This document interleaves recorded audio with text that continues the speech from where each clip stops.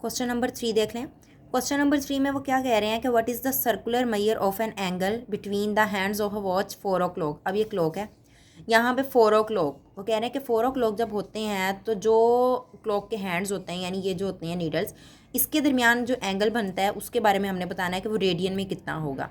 अब हमें पता है कि टोटल ये जो क्लॉक है इसका टोटल एंगल, जैसे सर्कल ही है ना, सर्कल के जो होता है वो टोटल क्या बनाता है, वो बनाता है 360 एंगल उसका बनता है, ठीक है। और यहाँ पर क्योंकि 12 आवर्स होते हैं तो अगर एक और की हम बात करें, एक और आवर के लिए हमने निकालना हो तो 360 को हमें 12 से क्या करना पड़ेगा, डिवाइड करना पड़ेगा। तो इसका मतलब है 1 आवर के लिए कितना एंगल बना रहा है, वो 30 बना रहा है। तो हमने कितने आवर के लिए फाइंड करना है, 4 के लिए। तो एंगल एट 4 o'clock यानी 4 o'clock में हमने फाइंड करना है। तो 4 o'clock में अगर हमने एंगल फाइंड करना है तो एक के लिए तो होगा 30, तो 4 के लिए फिर हमें 4 से मल्टीप्लाई करना पड़ेगा। जब 4 से उसको मल्टीप्लाई करेंगे तो ये क्या बना देगा 120। इसका मतलब है 120 इसका क्या बनाएगा, एंगल बनेगा, जो कि क्या डिग्री में। इसको हमने रेडियन में कन्वर्ट करना है। तो रेडियन में कन्वर्ट करने के लिए जैसे ऊपर अभी हमने क्वेश्चन नंबर 2 में पढ़ा है कि डिग्री को रेडियन में करने के लिए, बल्कि क्वेश्चन नंबर 1 में डिग्री को रेडियन में करने के लिए पाई बाय 180 से मल्टीप्लाई करते हैं। तो वही काम करना है यहाँ पे कि पाई बाय 180 से उसको मल्टीप्लाई करेंगे तो ये कैंसिलेशन होगी, यहाँ पे कटिंग करके आपके पास ये वैल्यू आ जाएगी 2π/3। क्वेश्चन नंबर 4 देख लें। क्वेश्चन नंबर 4 में उन्होंने हमें एंगल वो कह रहे हैं फाइंड करें और हमें लेंथ दी है 1.5 सेंटीमीटर और रेडियस दी है 2.5 सेंटीमीटर। अब हमारे पास ये रिलेशन होता है, ये एक फार्मूला, ये आप ज़बानी याद कर लें कि लेंथ किसके इक्वल होती है, आर थीटा, यानी रेडियस को अगर थीटा यानी एंगल से मल्टीप्लाई कर दिया जाए तो वो किसके इक्वल होता है, लेंथ के इक्वल होता है। ये फार्मूला है, ठीक है, बेसिक जो फार्मूला है।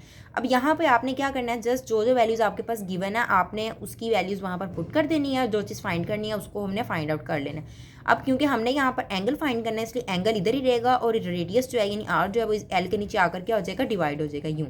अब एल की जगह एल की वैल्यू लिखी, आर की जगह आर की वैल्यू लिखी। जब इन दोनों को डिवाइड करोगे तो आपके पास ये 1.5 को 2.5 से डिवाइड कर ले तो आपके पास आंसर क्या आ जाएगा 0.6। छोटा सा एक क्वेश्चन था बिल्कुल ऐसे। इसका 5 पार्ट है। 5 पार्ट में हमारे पास क्या है कि थीटा उन्होंने पाई दे दिया और आर उन्होंने क्या दे दिया 6 और एल फाइंड करना। तो फार्मूला क्या, L is equal to r theta, r की जगह आर की वैल्यू लिखें 6, थीटा की जगह थीटा की वैल्यू लिखी पाई, और पाई हमें पता है किसकी इक्वल होता है 3.14, उसकी जगह वो लिख दिया। इन दोनों को मल्टीप्लाई किया तो आंसर आ गया। बिल्कुल ऐसे क्वेश्चन नंबर 6 है, उसमें एल और थीटा दिया और हमने क्या फाइंड करना है, आर फाइंड करना है। तो फार्मूला वही होता है L is equal to r theta, और जो चीज़ फाइंड करनी होती है उसको सेपरेट कर लेते हैं। तो आर फाइंड करना है तो आर सेपरेट कर लेंगे और थीटा इसके नीचे आकर क्या हो जाएगा, डिवाइड हो जाएगा। अब यहाँ पे एल की जगह एल की वैल्यू लिखती 5 और थीटा की जगह थीटा की वैल्यू लिखती 1/2। अब डबल ओवर के नीचे कोई वैल्यू हो तो हमें पता है वो सबसे ऊपर जाकर क्या हो जाती है, मल्टीप्लाई। तो 2 5 से मल्टीप्लाई होकर क्या बना देगा 10, ठीक है। यहाँ से ये चीज़ हो गई। नेक्स्ट क्वेश्चन नंबर 7 देख लें। क्वेश्चन नंबर 7 में वो क्या कह रहे हैं कि what is the length of the arc intercepted on the circle of radius 14 centimetre by the arms of a central angle of 45। यानी लेंथ वो कह रहे हैं कि आप फाइंड करें लेंथ क्या है। रेडियस उन्होंने हमें क्या दिया 14 सेंटीमीटर यानी आर 14 सेंटीमीटर, एंगल क्या दिया 45। सबसे पहले तो एंगल उन्होंने हमें डिग्री में दिया, इसको हम रेडियन में कन्वर्ट कर लेते हैं, उसके बाद इसको सॉल्व करते हैं, ठीक है। तो इसको डिग्री में अगर एंगल है उसको रेडियन में करने के लिए क्या करते हैं, पाई बाय 180 से मल्टीप्लाई करते हैं। यहाँ से आप इसको सॉल्व करें, पाई की जगह पाई की वैल्यू लिखती 3.14 भी आप लिख सकते हैं, लेकिन यहाँ 22/7 लिखी है। 22/7 भी हमें पता है वैल्यू होती है, वो लिख दी। 45 वैसे ही आ गया, 1/80 भी वैसे। इस सबको जब सॉल्व करोगे तो आपके पास ये आंसर आ जाएगा कटिंग होने के बाद 11/14। यानी थीटा जो है जब डिग्री में हमें दिया था हमने उसको रेडियन में कन्वर्ट किया तो आंसर क्या आ गया 11/14। अब यहाँ जो हमारा बेसिक फार्मूला होता है कि एल किसके इक्वल होता है, आर थीटा के। जस्ट उनकी वैल्यूज़ लिखी, आर की जगह आर की वैल्यू जो कि क्या 14 और थीटा की जगह ये जो भी हमने थीटा की वैल्यू निकाली है जो कि रेडियन में है वो लिख दी। इसको जब यहाँ से 14 से कैंसिल हो जाएगा, सिंपल आंसर क्या आ जाएगा 11। सही है। इसी तरह से अगर आप क्वेश्चन नंबर 11 देखें, 11 क्वेश्चन में वो क्या कह रहे हैं कि the pendulum of a clock is 20 centimetre long and it swings through an angle of 20 degree each second. How far does the tip of the pendulum move on 1 second.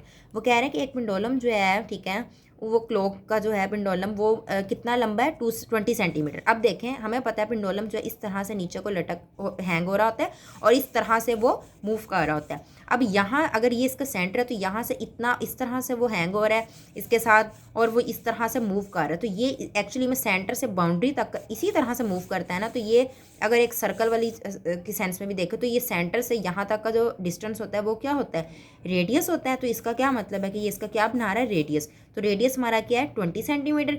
इसके अलावा एंगल उन्होंने क्या दिया हुआ है 20, ठीक है, और वो भी हम जो कि डिग्री में दिया हम उसको पहले रेडियन में कन्वर्ट करेंगे और फिर इन दोनों की वैल्यूज पुट करके वहाँ से हम एल को क्या कर लेंगे, फाइंड कर लेंगे। तो देखें 20 को डिग्री में कन्वर्ट, डिग्री में था, रेडियन में करने के लिए पाई बाय 180 से मल्टीप्लाई किया, तो पाई की जगह पाई की वैल्यू लिखी 22/7, 180 वैसी, और सारा इसको जब सॉल्व किया तो आंसर क्या आ गया 22/63। अब थीटा जो हमारा एंगल है रेडियन में उसकी जगह वो वैल्यू लिखती, आर की जगह आर की वैल्यू लिखती, जो कि मैंने अभी आपको बताया कि आर किस तरह से 20 के इक्वल है, ठीक है।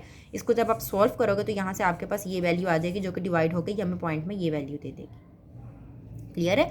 नेक्स्ट क्वेश्चन नंबर 13 देख लें। क्वेश्चन नंबर 13 में अगर आप देखें उसमें वो क्या कह रहे हैं कि a circular wire of radius 6 centimetre is cut straight and then bent so as to lie along the circumference of a hoop of radius 24 centimeter. Find the measure of angle which it subtends at the center of the hoop. वो कह रहे हैं कि एक wire है 6 centimetre की, उसको हम बेंड जब करते हैं तो वो क्या बनाती है, उसकी मतलब एक रेडियस 6 सेंटीमीटर रेडियस की वायर है, उसको जब हम बेंड करते हैं तो उसका वो जो अलॉन्ग द जो उसके सर्कमफेरेंस के अलॉन्ग वो रेडियस बना रही है वो कितना बना रही है 24 सेंटीमीटर। तो रेडियस तो हमारा 24 सेंटीमीटर है, हमें पता है।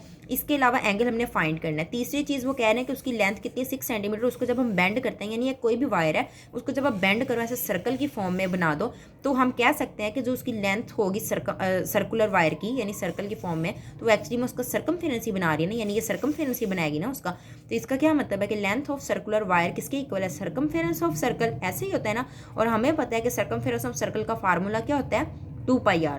तो इसकी जस्ट वैल्यूज पुट करें, 2 की जगह तो 2 रहेगा, पाई की जगह पाई की वैल्यू, पाई वैसे ही रहने दे बेशक अभी, और आर की जगह जो अभी उन्होंने आर हमें बताया था क्या था 6 सेंटीमीटर, वो तो यहाँ से 2 मल्टीप्लाई बाय 6 12 और पाई वैसे ही आ गया। तो हमारी लेंथ यहाँ से क्या बन जाती है 12 पाई। सही है। एंगल हमने फाइंड करना है और थीटा किसके इक्वल होता है L/R। एल की जगह एल की वैल्यू लिखी जो भी हमने फाइंड आउट किया कि 12 पाई और आर क्वेश्चन में गिवन था 24।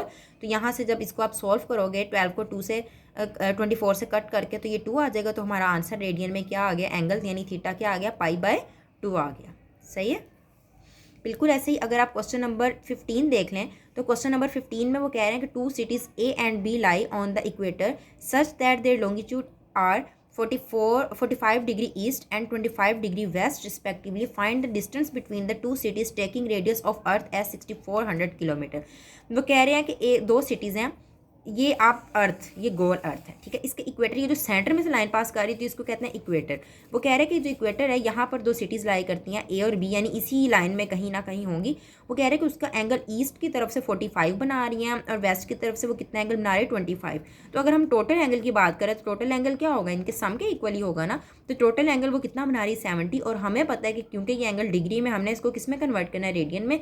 तो रेडियन में करने के लिए हमें किससे मल्टीप्लाई करना पड़ेगा, π/180 से मल्टीप्लाई करना पड़ेगा। जब π/180 से मल्टीप्लाई करेंगे तो थीटा हमारे पास ये आ जाएगा। इसके अलावा हमने डिस्टेंस फाइंड करना है, यानी एल फाइंड करना है, और आर हमारे पास क्या गिवन है 6400।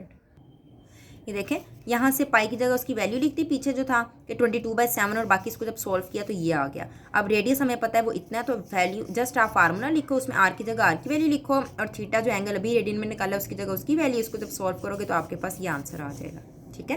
बिल्कुल ऐसे ही क्वेश्चन नंबर 17 देख लें। क्वेश्चन नंबर 17 में वो क्या कह रहे हैं कि the angle subtended by the earth at the I of a specimen landed on the moon is 1 degree and 54 second minute. The radius of the earth is 6400 kilometre. Find the approximate distance between the moon and the earth.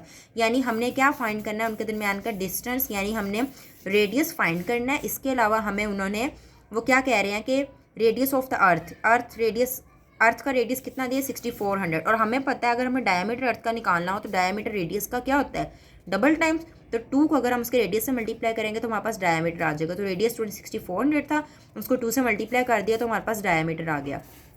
Are हमने find करना है, यानी moon और अर्थ के दरमियान का जो distance है, यानी आर हमने क्या करना है, रेडियस उनका जो आपस में बना रहे हैं वो क्या करना है, हमने फाइंड करना है। इसके अलावा थीटा हमें क्या दिया 1 डिग्री और 54 सेकंड। तो 1 तो वैसे ही रहेगा, 54 सेकंड्स है। तो वही चीज़ जो क्वेश्चन नंबर 1 में करते थे कि सेकंड मिनट है, बल्कि ये मिनट को जब हमने डिग्री में कन्वर्ट करने के लिए हम क्या करते थे 60 से डिवाइड करते थे। जब इसको कैंसिल करोगे ये चीज़ हो जाएगी, सारी चीज़ डिग्री में होगी, इसका एलसीएम लेकर सॉल्व करोगे तो ये चीज़ आ जाएगी। अब ये डिग्री में वैल्यू आ गई, इसको हमने रेडियन में कन्वर्ट करना है। तो उसके लिए हमें क्या करना पड़ेगा, π/180 से मल्टीप्लाई। जब π/180 से मल्टीप्लाई करोगे उसकी वैल्यू लिख के, जो कि क्या होती है 3.14, और फिर इसको सॉल्व करोगे तो आपके पास ये आंसर दे देगा हमें पॉइंट की फॉर्म में।